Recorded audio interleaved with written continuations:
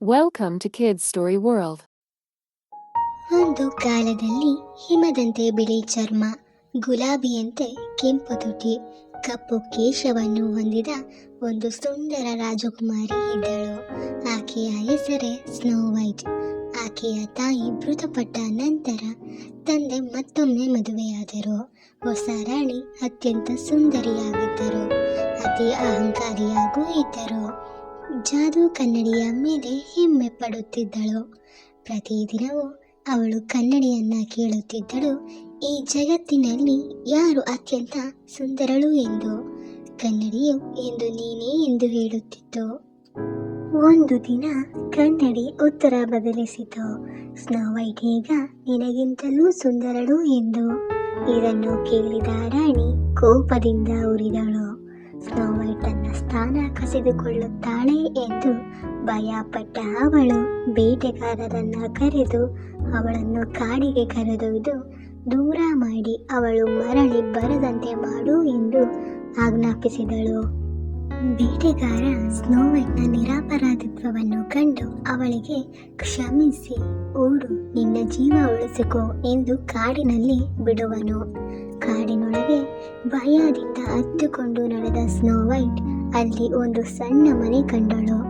ಅದು 7 ಪ್ರಾಣಿಗಳ ಮನೆ. ಅವರು ಚಿನ್ನದ ಗಣಿ ಕಾರ್ಮಿಕರು.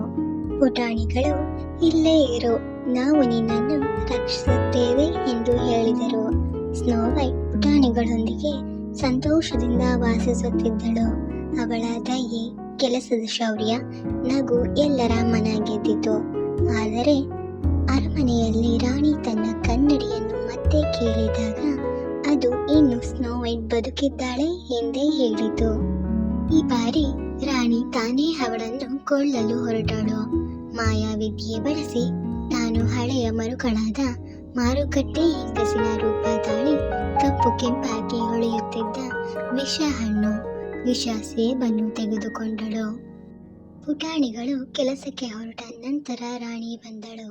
ಮಗಳೇ, ಹೊಸ ಸೇಬು ತಿನ್ನುವೆಯಾ ಎಂದಳು. ಸ್ನೋ ವೈಟ್ ಮೊದಲಿಗೆ ಹಿಂಜರಿದರೂ ಅಪರಾಧವಿಲ್ಲವೆಂದು ನಂಬಿ ಸ್ನೋ ವೈಟ್ ಸೇಬಿನ ವಿಷಭಾಗವನ್ನು ಕಚ್ಚಿದ ಕ್ಷಣವೇ ನೆಲಕ್ಕುರುಳಿ ಬಿದ್ದಳು. ರಾಣಿ ಸಂತೋಷದಿಂದ ನಗುತ್ತಾ ಅಲ್ಲಿಂದ ಹೊರಟಳು. ಪುಟಾಣಿಗಳು ಮನೆಗೆ ಬಂದು ಸ್ನೋ ವೈಟ್ನನ್ನು ಕಂಡಾಗ ಅಳುತ್ತಾ ದುಃಖಿಸಿದರು.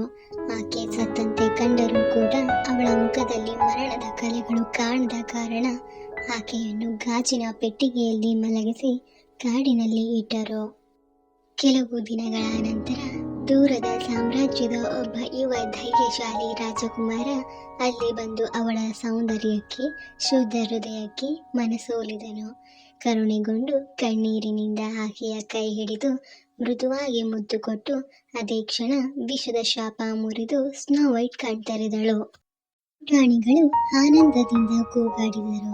ರಾಜಕುಮಾರ ಸ್ನೋ ವೈಟ್ನನ್ನು ಅರಮನೆಗೆ ಕರೆದುಕೊಂಡು ಹೋಗಿ ವೈಭವವಾಗಿ ಮದುವೆಯಾದನು. ದುಷ್ಟ ರಾಣಿ ತನ್ನ ಕರ್ಮಕ್ಕೆ ತಕ್ಕ ಶಿಕ್ಷೆ ಅನುಭವಿಸಿ ನಾಶವಾದಳು. ಆಮೇಲೆ ಸ್ನೋ ವೈಟ್ ಮತ್ತು ರಾಜಕುಮಾರ ದುರ್ಗುಣಗಳ ಮೇಲೆ ದಯೆ ಮತ್ತು ಸತ್ಯದ ಜಯ ತೋರಿಸಿದರು.